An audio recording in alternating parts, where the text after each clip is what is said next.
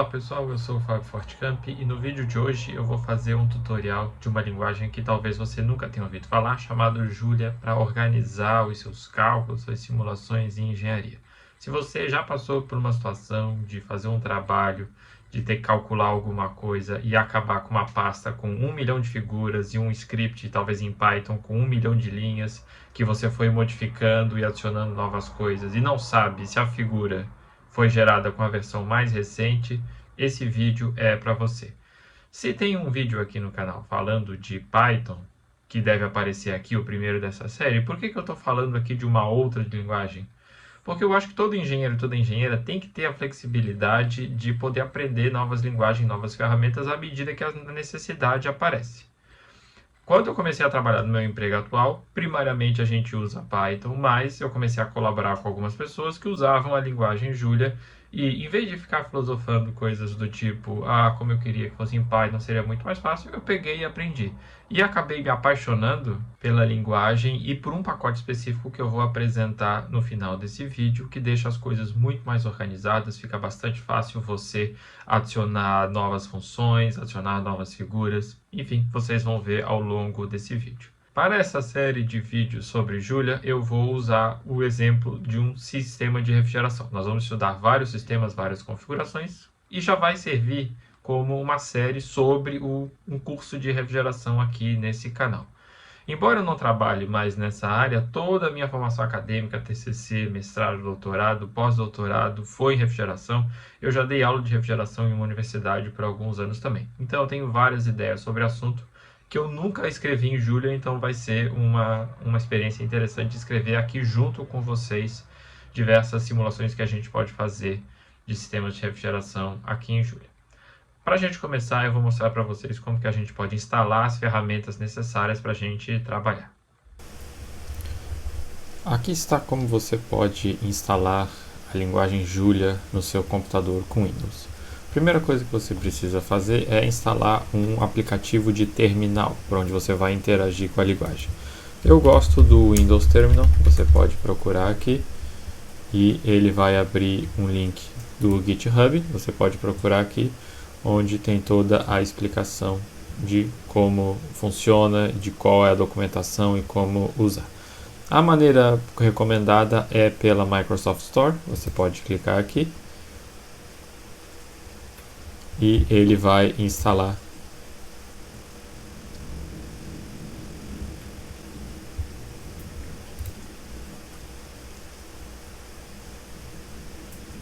e, por padrão, ele vai abrir um aplicativo de terminal com o PowerShell. Lembrando que o Shell é a casca que envolve o sistema operacional, por onde você pode interagir com os programas que você vai usar. Tendo um aplicativo de terminal, você pode instalar o Julia com um gerenciador de versões, que se chama Julia Up. Você pode pesquisar aqui. Vai abrir novamente uma página no GitHub, onde você pode e deve ler toda a documentação. Com Windows existe também um instalador pela Windows Store, pela Microsoft Store. Você pode clicar aqui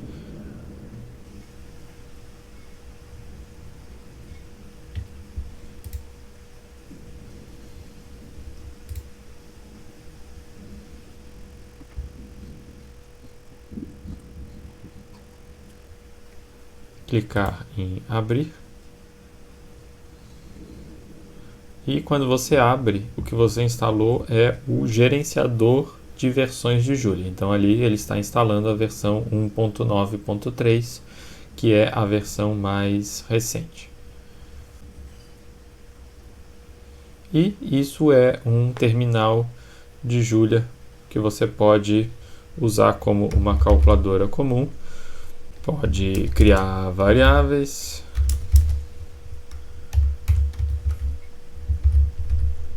e pode fazer muito mais coisas conforme a gente vai ver nos próximos vídeos. Quando você instala a versão oficial de Julia, ele vem junto com esse emulador de terminal aqui, que é ok, mas não dá para mudar a fonte, não dá para mudar o tamanho, não dá para mudar as cores. Mas, num vídeo anterior, a gente instalou esse aplicativo de terminal aqui, o Windows Terminal. A questão é que você pode usar Julia aqui. Como você instalou através da versão oficial, agora o programa chamado Julia está disponível. Então, quando você abre aqui uma seção do PowerShell, se você digitar Julia, ele vai abrir o shell de Julia. Mas você pode customizar aqui as fontes. Por exemplo, aqui no PowerShell, você pode vir aqui em aparência e aumentar o tamanho da fonte. Se você tiver um pouco de dificuldade de enxergar, vai salvar, vai fechar as configurações e agora você está usando o Julia com uma fonte muito maior.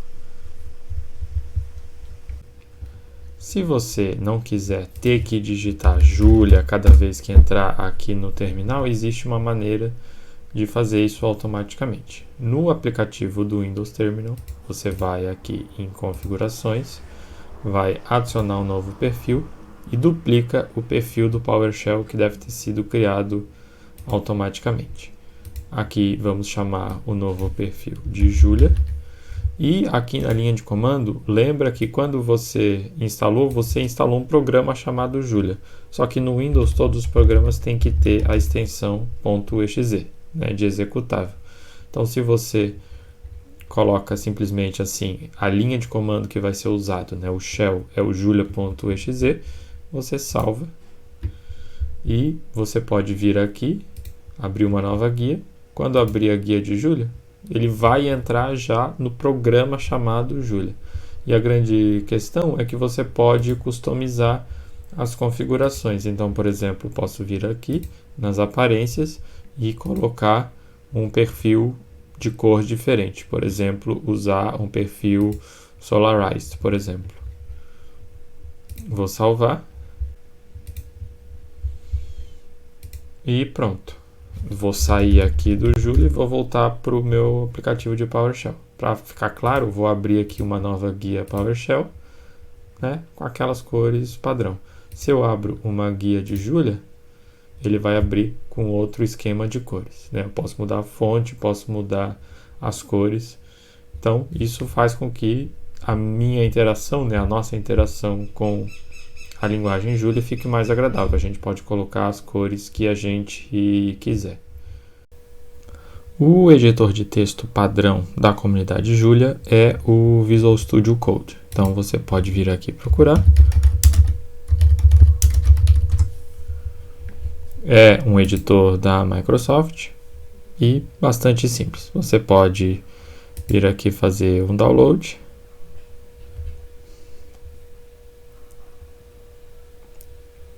E instalar normalmente como qualquer programa.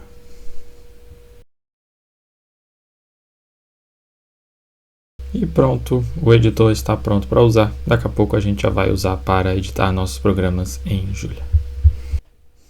Muito bem, agora nós podemos criar o nosso projeto de análise e, como eu falei, a gente vai estudar várias configurações de sistemas de refrigeração.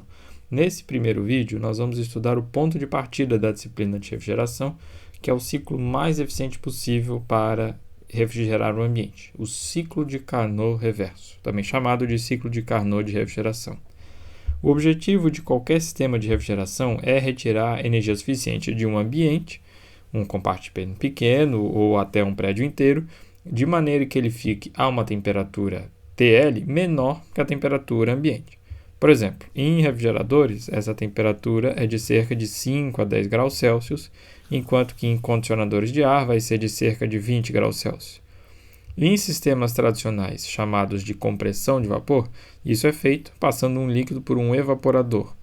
Para o líquido evaporar, ele precisa de energia, então ele continuamente retira calor das paredes do trocador, que então retira calor do ar. É isso que faz o ar ficar gelado. A energia que é absorvida pelo líquido ao evaporar é chamada de capacidade de refrigeração. Para o sistema de refrigeração funcionar em ciclos, essa energia que entrou precisa sair em algum lugar. Então, em um condensador, o processo inverso acontece. O vapor condensa, libera calor, aquece os tubos, que aquece o ar. Só que Se no evaporador o sistema está abaixo do ambiente, no condensador ele está acima do ambiente, em termos de temperatura. Se não fosse assim, o fluido no condensador continuaria absorvendo calor, porque ele estaria mais frio do que o ambiente. Então, você vai ter 2 níveis de temperatura e, como estamos falando de um fluido, 2 níveis de pressão. Quando um fluido evapora a baixa temperatura, ele está a baixa pressão. Para fazer um líquido evaporar a alta temperatura, a gente teria que aumentar a pressão. É o princípio da panela de pressão. Você confina o vapor em uma panela selada para aumentar a pressão e fazer o cozimento acontecer em altas temperaturas, acelerando. Então, para a gente manipular temperaturas, a gente precisa manipular pressões. Esse é o princípio básico das tecnologias de compressão de vapor, que são as mais comuns atualmente. Então, a gente vai precisar de elementos mecânicos. Um compressor, que vai elevar a pressão, e uma turbina, que vai reduzir a pressão do outro lado, fechando o ciclo. O compressor, ele consome energia, geralmente elétrica, e a turbina vai recuperar um pouco, embora não o suficiente. De maneira líquida, o sistema de refrigeração consome uma potência de compressão da vizinhança para poder transferir calor do frio para o quente sem violar a segunda lei da termodinâmica. Uma maneira de visualizar o ciclo de Carnot é com um diagrama TS, temperatura e entropia. Observe que o ciclo fica todo contido dentro do domo de saturação, onde existe uma transição entre líquido e vapor.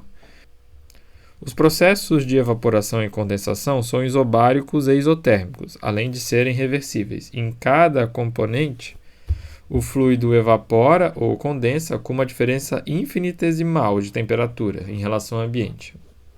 Tão próxima de zero quanto possível, mas sem ser zero. De maneira a poder receber ou fornecer calor, podendo funcionar nos dois sentidos. A compressão é isentrópica, adiabática reversível, assim como o processo de expansão. Então, todo o ciclo é reversível. Ele funciona nesse sentido anti-horário, como está colocado aqui, mas ele poderia funcionar no sentido horário. Seria um ciclo de Carnot de potência, um motor de Carnot. Mas, nessa série de vídeos, a gente vai se concentrar nessa configuração de refrigeração. Em um sistema de refrigeração, geralmente as tarefas mais básicas são calcular a capacidade de refrigeração, para ver se é suficiente para manter as temperaturas baixas o suficiente, e a potência de compressão, para avaliar o gasto energético. Então, vamos aplicar a primeira lei da termodinâmica a cada componente, observando que, em regime permanente, a vazão máxima de refrigerante é a mesma em todos os componentes, pela conservação da massa. Uma característica do ciclo de Carnot é que os processos são binários. Nos trocadores de calor, não há realização de trabalho, porque a pressão não varia, não tem nada que faça força nem receba força. Nos elementos mecânicos, não há transferência de calor. Os processos são adiabáticos, além de reversíveis. E uma hipótese bastante comum é assumir que não há variações de energia cinética e potencial. Então, o fluido entra com uma velocidade no compressor, sai com uma velocidade bastante parecida. A mesma coisa em todos os componentes. Como os sistemas também têm uma altura bastante pequena, de alguns metros, as variações gravitacionais também não vão ser tão importantes. Então, a gente vai fazer uma análise de primeira lei em cima do ciclo, mostrando algumas equações que podem ser utilizadas para calcular a potência e a capacidade de refrigeração. Então, vamos lá fazer o nosso modelo. Pessoal, é sempre muito importante parar e fazer um modelo na mão mesmo. Eu estou aqui desenhando no iPad para poder mostrar para vocês, mas normalmente eu faço isso num papel mesmo. Então, a gente quer modelar um ciclo, né? Achar as equações aqui que vão governar o ciclo de Carnot. Então, a gente desenha um diagrama TS. Estou repetindo só o diagrama que a gente já desenhou ali, né? Que a gente mostrou no slide anterior. Com os pontos de interesse ali 1, 2, né? Que é a evaporação. 2, 3, que é a compressão. 3, 4, que é a condensação. E 4, 1, para fechar, é a expansão na turbina do ciclo de Carnot. Uma coisa importante é que esse domo de saturação ali, né, aquela curva formato de sino, né, é que vai definir o fluido. Por exemplo, se a gente tivesse um outro fluido, talvez com um ponto crítico menor, né, temperatura menor, a gente teria um ciclo como está ali na direita, né? Se a gente tivesse um outro fluido ainda, né, a gente teria um ciclo talvez com essa outra característica. Então a forma do ciclo é sempre a mesma, né? É um quadrado, um diagrama TS, ancorado ali no domo de saturação, né? Mas o fluido vai determinar exatamente como é que é esse domo. Mas vamos pegar esse fluido imaginário aqui, depois a gente vai fazer um exercício de avaliar os fluidos. Eu vou pegar aqui então o processo 1,2, né? Que é o processo de evaporação. Então, a primeira coisa que a gente tem que fazer é ver a vazão mássica, né? Denotar aquela vazão de fluido que está circulando, que eu vou chamar de M ponto, como é bastante comum. Lembrando que em regime permanente, né, essa vazão é igual em todos os componentes. Então, o que está entrando no evaporador é o fluxo com uma entalpia H1, ali no ponto 1, mais o calor que está chegando ali, a capacidade de refrigeração. Isso tem que ser igual ao que está saindo, né? Primeira lei da termodinâmica em regime permanente. O que entra é o que está saindo. Então a gente pode rearranjar essa equação e vai ficar daquela forma ali. A capacidade é a vazão vezes a diferença de entalpia. E esse template de equação vai se repetir para todos os outros componentes. Uma maneira de ficar mais fácil é, como a vazão é igual, dividir tudo pela vazão. Então a gente vai chamar de um QL minúsculo, né, a capacidade dividido pela vazão. Então vai ser simplesmente uma diferença de entalpias. Então no ciclo de Carnot, tudo pode ser expresso como uma diferença de entalpias. Por exemplo, no compressor, o trabalho de compressão é H3 menos H2. Né? O que está saindo menos o que está entrando é o que você tem que adicionar de trabalho. No condensador, cuidado que agora é o contrário, né? Porque o calor está saindo. Então é a entrada H3 menos o H4. Tá? Então, eu estou adotando sempre a convenção de que essas grandezas, né, elas são positivas. Então, o calor QH ali, a capacidade de condensação, vamos dizer assim, né, é positivo quando está saindo. E a capacidade de refrigeração positiva quando está entrando. A turbina é a mesma coisa. Está saindo um trabalho, né? Então, esse trabalho positivo que está saindo é H4 menos H1.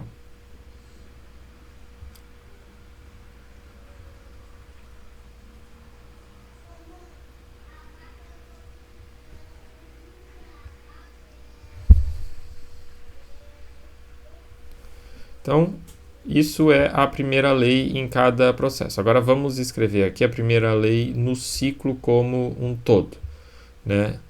Isso vai dar que o que está entrando, que é a capacidade de refrigeração e a potência de compressão, né? Isso que está sendo adicionado no fluido que está circulando ali pelos pontos 1, 2, 3, 4, isso tem que estar equilibrado com o que está saindo, né? Ou seja, com a capacidade de condensação, que é H, e com a potência da turbina, tá?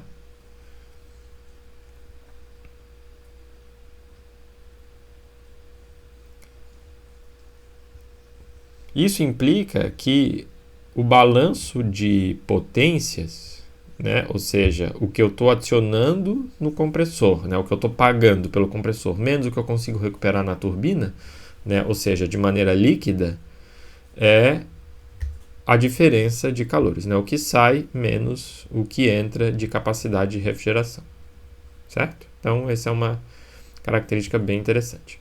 Agora, a gente pode identificar os pontos, né? Para a gente poder calcular as propriedades. O ponto 3 é o vapor saturado na temperatura do ciclo de Carnot, né? O ciclo de Carnot ele é definido pelas duas temperaturas ali, a temperatura da fonte quente e a temperatura da fonte fria, né? O que você quer refrigerar e o que você o ambiente, né, para onde você está descartando. O ponto 4 é um ponto de líquido saturado nessa mesma temperatura, né? Então no ponto 3 só tem vapor, no ponto 4 só tem líquido, né? O condensador é um condensador ideal, né? Ele pega o vapor prestes a condensar e condensa todo ele, certo? Os pontos 1 e 2, eles são pontos bifásicos, né? Tanto no ponto 1 quanto no ponto 2 tem uma mistura de líquido e de vapor, tá?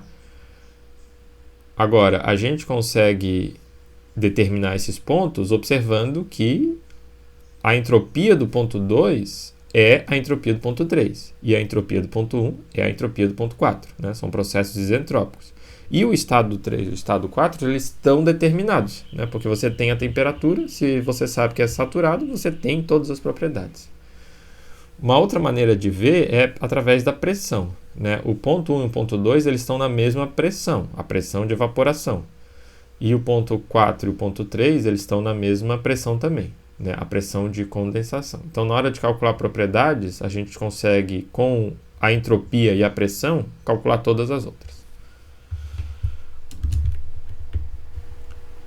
Um outro parâmetro que é bastante importante em ciclos de refrigeração é o coeficiente de desempenho, tá? Que é uma medida da eficiência do ciclo, tá? Esse coeficiente também é chamado de coeficiente de eficácia, principalmente em textos mais antigos, né? Ou em coeficiente de performance, né? Em inglês é o coefficient of performance, né? Eu não gosto muito dessa palavra performance em português, mas é o que é usado também.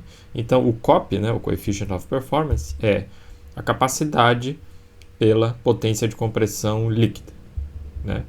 Que é o que você está conseguindo, né, o que você está ganhando de resfriar pelo que você está tendo que pagar. Lembrando que, pela primeira lei, né, a potência líquida é a diferença das trocas de calor. Que tipos de análise a gente pode fazer em cima disso? Eu vou usar aqui um exemplo, um exercício do livro do Moran e Shapiro, de termodinâmica, que pede para calcular as pressões de condensação e evaporação de um ciclo de Carnot de refrigeração entre 4 graus Celsius e 32 graus Celsius, utilizando R134A, um fluido bastante usado ainda no Brasil, um hidrocarboneto, o R290, um hidrocarboneto puro que também tem sido utilizado. O R290 é um nome comercial do propano. O R718, que é como a água é designada como fluido refrigerante. O R22, outro fluido que está caindo em desuso aqui no Brasil, mas que ainda é utilizado. E o R717, que é a amônia, que é bastante utilizada em ambientes industriais, embora seja tóxica, né, não pode ser utilizada em ambientes domésticos. Essa questão da análise de fluidos é bastante importante atualmente, principalmente por questões de regulação ambiental. E essa análise aqui mais simples já vai permitir que a gente aprenda bastante. Então vamos lá, pessoal, vamos então criar um projeto para a gente explorar, né, o ciclo de Carnot e outros ciclos que vão vir nos vídeos a seguir, tá? Então, uma coisa que eu queria enfatizar é ser o mais organizado possível desde o início. Então, eu estou aqui numa pasta, minha pasta de usuário, né? E eu vou criar, então, aqui uma nova pasta para a gente organizar os nossos projetos. E eu vou chamar aqui de Dr. Watson Projects. Tá? Por que Dr. Watson Projects? Porque é a biblioteca em Julia, que está aqui, que a gente vai usar para organizar, para deixar as coisas bem estruturadas e a gente saber onde é que está tudo. Tá? Então, o Dr. Watson é um assistente de projetos científicos, como está colocado aqui. Em vez de eu já falar um monte de coisa sobre ele, eu vou começar bem devagar, bem aos pouquinhos. Então, ele fala aqui que para instalar, você deve digitar, né, fecha colchetes, add Dr. Watson, na sua seção Julia. Então, a gente precisa abrir um terminal de Julia. Então a gente volta aqui, eu vou abrir um terminal aqui,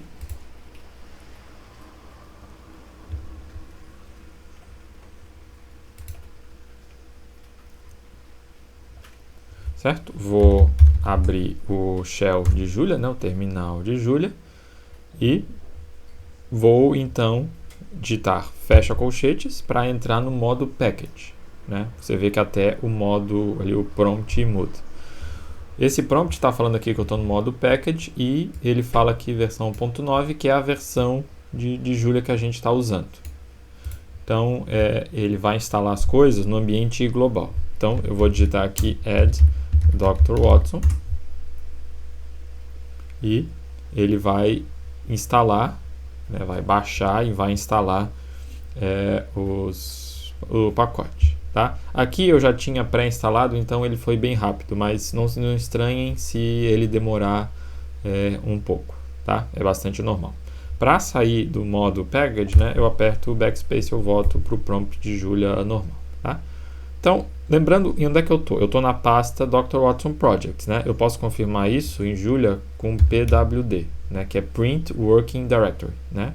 Imprimir o diretório de trabalho. Daí, isso é uma função. Funções em Julia tem que ter parênteses, né? Ele vai dizer que eu estou ali. C uses FP FortiCamp e Dr. Watson Projects, tá? E aqui eu vou então criar o meu projeto com o Dr. Watson. Eu só instalei o pacote, eu não fiz nada. Então, se você vai aqui em Project Setup, né, ele fala aqui como é que a gente pode dar um setup. E a função básica é essa Initialize Project, onde você coloca um path, ou seja, um caminho. Se você quiser também um nome e outros argumentos, né, o Keyword Arguments, que são argumentos opcionais. Então, o negócio é o path, né, é o caminho da pasta que você vai colocar. Tá falando aqui, né, o path é um diretório representando uma pasta vazia, tá? Você pode também dar um nome, se você quer que o nome do projeto que ele usa internamente, a gente já vai ver, seja diferente da pasta, tá? Fica mais fácil, acho que a gente pode usar o mesmo nome para tudo. Então, eu vou colocar aqui, primeiro eu tenho que carregar o pacote Dr. Watson, porque eu só instalei, né? Eu não carreguei. Então, eu tenho que dar using Dr. Watson, certo? E daí eu vou dar initialize. E perceba que o shell de Julia ele autocompleta. Se eu colocar init e dar um tab, né, ele já vai puxar a função, né, praticamente a única função que começa com init, tá? Essa função, né, foi disponibilizada pelo Dr. Watson porque eu dei ali o using Dr. Watson, tá? Então eu vou dar um nome. E, novamente, para deixar as coisas mais organizadas, mais claras possível, né? Eu estou estudando refrigeração, eu vou dar um nome de refrigeration, né? Então, é dentro dos meus projetos ali, Dr. Watson, um nome e um projeto para estudar refrigeração, certo? Uma dica, né, seria se você, por exemplo, quer estar fazendo várias disciplinas, né? Você pode criar um projeto para cada disciplina que você está fazendo, né? Então, refrigeração, transferência de calor, usinagem, mecanismos, elementos de máquinas, né? E daí você vai ter um projetinho para cada disciplina, né? Tudo bem organizado, como a gente já vai ver como é que faz, tá? E daí eu vou fechar parênteses, né? E ele abriu ali, uma mensagem, né? Do que ele usou e ele aparentemente deu tudo certo, né? E ele imprimiu ali o nome Refrigeration. Muito bem. O que aconteceu? Lembrando novamente, onde é que a gente está? A gente está na pasta Dr. Watson Projects. Então vamos voltar para cá, vamos abrir a pasta Dr. Watson Projects e ele criou para a gente aqui uma pasta chamada Refrigeration, né? Ele inicializou o projeto de refrigeração, tá? Eu vou aqui no Code e vou abrir o meu Visual Studio Code. E no vídeo anterior que eu mostrei como instalar, né? Ele estava com uma outra cor porque eu percebi que eu já tinha algumas configurações, tá? Eu tirei essas configurações, então agora provavelmente está da maneira como você instalou, tá? Tá uma instalação limpa aqui, não tem nada instalado aqui. Eu vou abrir aqui uma pasta, tá? Dr. Watson Projects, e vou abrir aqui a pasta refrigeração, tá? E daí, olha que interessante, o Dr. Watson ele já criou várias subpastas, né? Uma pasta de dados, uma pasta de notebooks, uma pasta para você escrever os seus papers, uma pasta para colocar as figuras, uma pasta de script, uma pasta de source, né? Uma pasta para você escrever as suas funções, uma pasta para colocar os testes e já tem aqui um README, né? Sim, essa mensagem aqui no VS Code é bastante comum, né? Tá perguntando se você confia nos autores, né? Porque pode ter arquivos maliciosos, né? Como foi a gente que criou, né? Eu vou colocar assim. E ele montou já, né? Um README aqui. Por enquanto a gente não vai mexer, tá? O que eu quero mostrar, que eu estou interessado, é nos scripts. Então, o Dr. Watson ele criou um script aqui introdutório, tá?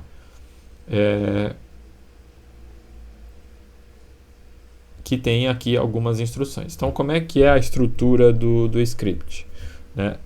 A ideia do Dr. Watson é que você crie, né, scripts, né, programas que você vai executar para fazer as simulações, e você sempre vai começar assim, né, using Dr. Watson, e você vai quick activate, que é uma função do Dr. Watson, na verdade é uma macro, tá? Por enquanto não se preocupem muito com isso, né? Só tentem entender mais ou menos a estrutura com o nome do projeto, tá? Então, o que esse projeto, o que essa linha vai fazer é que você pode executar esse programa aqui, né, esse script, e ele já vai carregar todas as pastas aqui, ele vai saber onde é que está cada pasta, tá? Independente de qual seja o seu working directory ali, né, ele já vai se localizar no sistema, tá? Então, a gente pode tentar executar esse script, e aqui a gente pode usar o próprio VS Code para não ter que ficar alternando de janelas. Se você digitar Ctrl aspas simples, tá? Ele deve abrir um terminal, demorando um pouquinho para carregar, mas isso é normal. Ele abriu um terminal na pasta que está aberto aqui, tá? Então aqui eu posso chegar e abrir um terminal de Julia, tá? Eu quero executar esse script que está ali, né? Então a maneira de dentro de Julia você fazer isso é você dar aqui um include, tá? Do que você quer executar, né? É o que está dentro da pasta scripts e o script chamado intro.jl, tá? Vou dar um enter aqui e o que aconteceu aqui? Ele falou ativando o projeto nessa pasta aqui, que é isso que essa macro faz aqui, né? Então, independente de onde eu tiver, né, ele já vai reconhecer tudo. Então, ele imprimiu a mensagem que está colocada aqui, né? Projeto atualmente ativo é o projeto Refrigeration, o caminho é esse aqui, né? Divirta-se com o seu projeto, e aqui fala que dá para melhorar o Dr. Watson, né? O que é esse projeto? Eu vou entrar aqui no modo pacote e olha só, aqui não está falando mais V1.9, né? Ele está falando Refrigeration, que é o nome do nosso projeto. Então agora tudo que eu fizer é o que está confinado dentro desse projeto, tá? Por exemplo, eu quero adicionar um pacote para calcular as propriedades do fluido, né? Que é o exercício que a gente tem que fazer. Então eu vou dar aqui um add coprop, que é o nome da biblioteca de propriedades termofísicas, tá? Já vou mostrar como é que a gente usa. Então eu vou dar aqui um adicionar.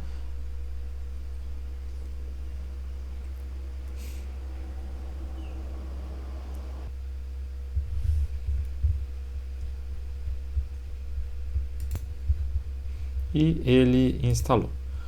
Daí vamos só tomar um momento para entender o que aconteceu. Então eu instalei aqui dentro do pacote, dentro do projeto, né, Refrigeration. Então eu posso dar aqui um using coprop, né, que ele vai carregar o pacote, tá? Só que o que está acontecendo? A ideia do Dr. Watson é você confinar tudo, porque você pode ter diferentes projetos, né, como eu falei, para cada disciplina, e diferentes pacotes em cada projeto, né, e um não vai conversar com o outro. Então, por exemplo, eu vou voltar aqui no terminal, tá? E eu vou aqui, se eu der aqui o modo pacote, né, ele está no projeto Refrigeration, né? Porque quando a gente criou o projeto, ele foi para esse modo pacote. Então eu vou fazer o seguinte, eu vou sair aqui do Julia, tá? E eu estou agora na pasta Dr. Watson Project, né? Eu não estou na pasta Refrigeration, tá? Eu vou abrir de novo aqui Julia. E se eu der aqui o fecha colchetes, né, ele foi para o ambiente 1.9. Repare que não está escrito Refrigeration aqui, né? Ele está escrito V1.9. Então, se eu der, por exemplo, using coprop, ele não vai deixar, porque ele fala que o pacote não foi, né, encontrado, mas a gente não acabou de instalar. Mas é isso que eu estou falando. A gente instalou no projeto Refrigeration. A gente não instalou no projeto global de Julia, tá? Eu não quero fazer isso. Eu quero dar um não, tá? E ele deu ali o erro de que ele não achou, tá? Mas qual que é então esse é um ponto, né? Fica tudo confinado. Se eu quero agora executar, então eu não estou no ambiente Refrigeration, né? Mas eu vou dar aqui um include, tá? para eu executar aquele script ali. Só que agora eu estou fora da pasta refrigeration, né? Então eu tenho que dar aqui refrigeration, scripts, intro.jl, tá? Então, lembra, a gente está no ambiente global, na pasta fora da pasta refrigeration, né? E eu vou dar um include, né? Que é para incluir o script no terminal, né? Para executar tudo que está ali no script, tá? Vou dar aqui um enter, ele vai fazer isso, tá? Ele deu a mesma mensagem, mas olha só a mágica, né? Se eu entrar no modo pacote, ele foi para o modo refrigeration, né? Então, é isso que essa macro aqui, Quick Activate, faz, né? Independente de onde você estiver, se você estiver fora da pasta aqui, na hora que você executa esse script, né, ele meio que muda o projeto atual para esse projeto aqui, tá? Então não importa em que pasta você está, porque isso é um erro bastante comum, né? Às vezes a gente fica tentando, tá, mas por que ele não está achando os arquivos aqui? Porque ele tá, o terminal de Julia, ele está entendendo que ele está em outra pasta, né? Se eu volto aqui para o terminal e dou um pwd, né, ele está na pasta Dr. Watson Project, não está na pasta Refrigeration, né? Mas ele já sabe que tudo que ele fizer aqui vai ter que ser relativo àquela pasta Refrigeration, tá? Então, é só para entenderem essa pasta, esses comandos aqui, tá? Mas agora vamos trabalhar então em cima disso, tá? Eu vou fechar aqui o terminal para a gente poder trabalhar, vou fechar aqui e vou apagar tudo que está aqui para a gente escrever o programa que vai simular então o ciclo de Carnot, tá? Então eu vou usar a biblioteca cuprop, tá? E a gente vai então calcular as pressões e o coeficiente de desempenho, né? Isso que pedi ali no problema. Então a minha temperatura era de 4 graus Celsius, então eu vou criar uma variável aqui chamada TL de 4, só que sempre que for do ciclo de Carnot e também para usar o cuprop, tudo tem que ser nas unidades SI, né? Em temperaturas assim Kelvin. Então 4 mais 273, tá? A gente na engenharia pode usar 273, não precisa colocar o ponto 15, né? E vou criar aqui uma variável chamada TH de 32 mais 273, tá? Esses são os dados. Agora a gente precisa definir os fluidos. Então eu vou criar aqui uma lista, né, um array em Julia de fluidos. Para isso a gente cria, né, esse abre e fecha colchetes, ele cria um array, tá? Eu vou dar um enter aqui para manter mais organizado. Então esses fluidos têm que ser nomes que o cuprop vai entender. Então, por exemplo, eu vou abrir aqui, vamos abrir aqui o cuprop. Se você for aqui nas Fluid Properties e for aqui na lista de fluidos, tem o nome dos fluidos aqui que ele entende. Então, por exemplo, um dos fluidos é o R134A. Então, R134A, né, é o nome aqui, R134A minúsculo ou maiúsculo, né? O nome é com minúsculo, mas se você colocar maiúsculo ele vai entender também, tá? Então, primeiro é R134A. Por que é importante esses detalhes? Porque assim, não tem hífen, né? É tudo junto, tá? Só para entender. O outro era o R290, né? Daí a gente vem aqui, R290 não tem, né? Mas eu falei que o R290 é o propano. Então vamos mais para cima. Também não tem propano, talvez seja N-propane, né? Alguma coisa assim. Né? Então aqui, N-propane, a mesma coisa aqui, propane minúsculo e o R290, tá? Então o Julia, né, na verdade a biblioteca cuprop, né, ela entende essas siglas de refrigeração, tá? Então dá pra gente colocar simplesmente ali os nomes, né? Então é o R290, o próximo é o R718, né, que era água, daí tinha o R22, né, e o R717, tá? Então esses são os fluidos que a gente quer estudar. Então eu vou passar fluido por fluido. Então uma maneira de fazer isso seria dar um for, né? E em Julia, se você tem um array de elementos e você quer iterar por cada elemento, né, é só você fazer for fluid in fluids, né, e aqui eu vou digitar a minha coisa. E a maneira de fechar é com um end, tá? Então aqui eu vou digitar o código. E pessoal, já olhem o seguinte, né? os nomes bem explícitos, né? Não é for E in fluids, né? For F in fluids, né? Tudo bem explícito, bem significativo, né? Ficar mais fácil, tá? Então, se vocês olharem lá no ciclo, né, os pontos que a gente tem são os pontos 3 e 4, né, que é o ponto de vapor saturado e líquido saturado. Então, eu quero calcular a entalpia do ponto 3, né, e para não ter que digitar o underscore, eu vou colocar só assim, né? H3, eu quero calcular, então, a entalpia do vapor saturado na temperatura, né? Então, a biblioteca QProp, ela dá essa função props SI. Tá? O que eu quero calcular? A entalpia, H. Que parâmetros que eu vou passar para calcular a entalpia? O primeiro é a temperatura, então uma temperatura TH, e eu quero vapor saturado. Uma maneira de calcular vapor saturado é com o Q, né? O Q de quality, é o título, né? Vapor saturado tem um título de 1. Tá? Só que tudo isso de qual fluido? Do meu fluido, né? Que eu estou iterando. Tá? E eu já vou pegar e vou copiar aqui para calcular a entropia, porque eu vou precisar igualar depois, né? Então, a entropia do ponto 3 é essa aqui, tá? Vou repetir para o ponto 4. Vou repetir para o ponto 4. Só que agora o título vai ser 0, né? É líquido saturado, tá?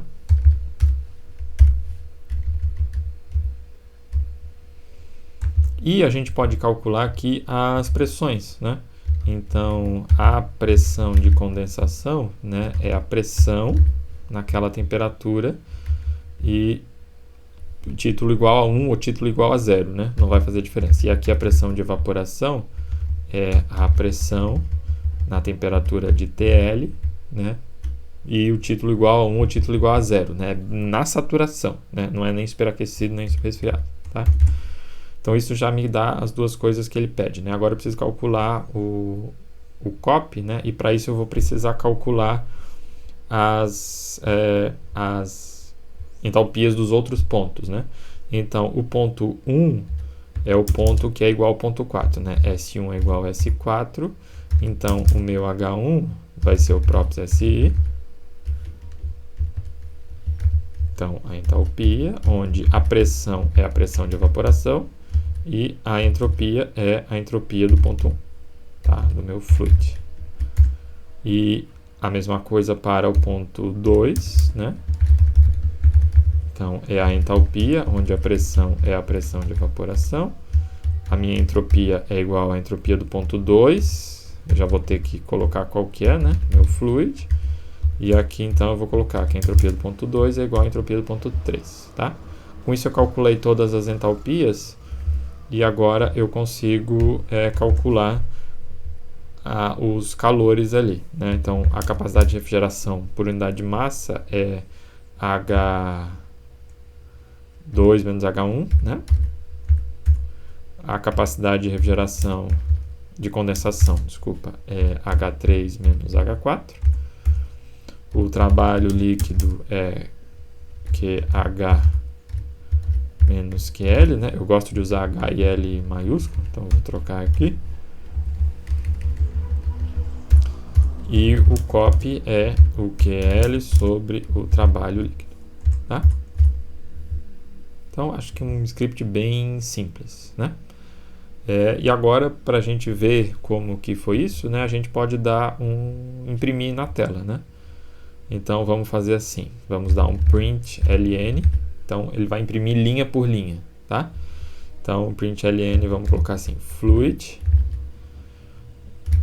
E para a gente imprimir uma variável, né, a gente pode colocar assim, fluid, tá? Com o cifrão ali, tá? Vamos só ver se tá tudo certo. Vamos abrir aqui o terminal e vamos dar aqui um include.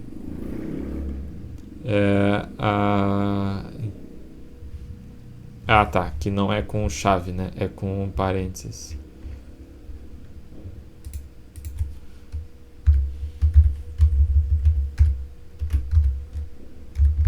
Eu acho que é assim. Então ele deu certo, né? Ele está imprimindo fluido por fluido aqui e se não deu erro, né, ele conseguiu calcular tudo. Então vamos aqui, println a pressão de condensação, vamos colocar assim, cond pressure, né? Eu gosto de escrever tudo em inglês porque os comandos são em inglês, né? Em bar, vamos colocar uma unidade comum, né? Então a pcond, só que como eu quero em bar, eu tenho que dividir por 10/5, né? E aqui não tem as aspas são no final, né? Eu tô colocando aquele comando ali, né, dentro da minha string, né? Que eu estou imprimindo. Vamos colar aqui 2 vezes para falar assim, a evap pressure, evap, e o meu copy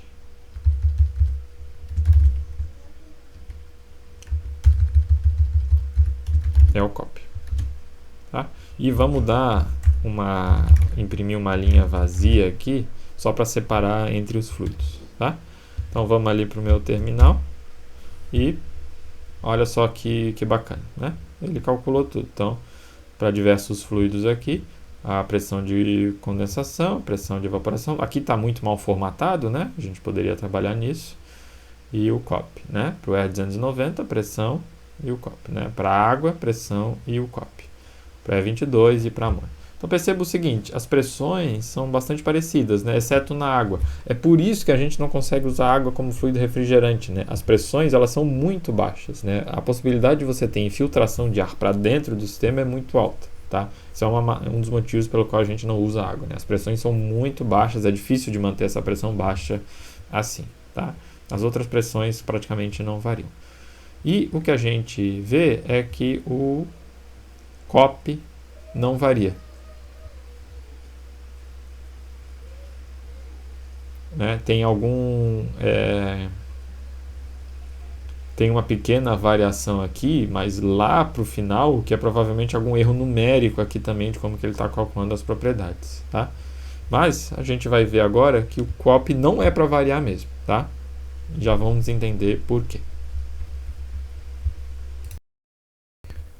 Aqui está porque o COP do ciclo de Carnot não depende do fluido, como a gente viu ali. Então, aqui está o ciclo de Carnot. Vamos começar com a definição de entropia. Isso vai fazer ficar mais fácil. Vamos pegar a definição de entropia para um processo isotérmico reversível, como são os processos ali de evaporação, processo 1, 2, e o processo 3, 4, né? Processo de condensação.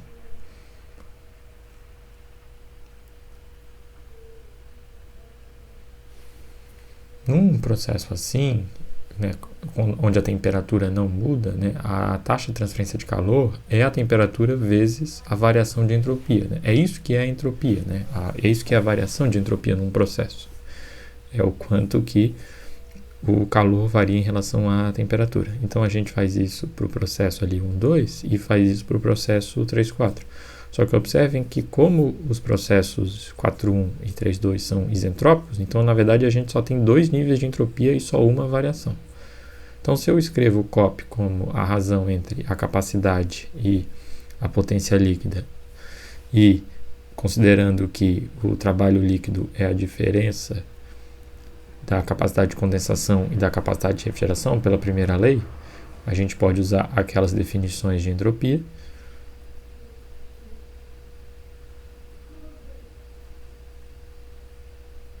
Observando que dá para colocar o ΔS em evidência e como a variação de entropia não é nula, eu posso dividir em cima e embaixo e com isso somem as propriedades do fluido.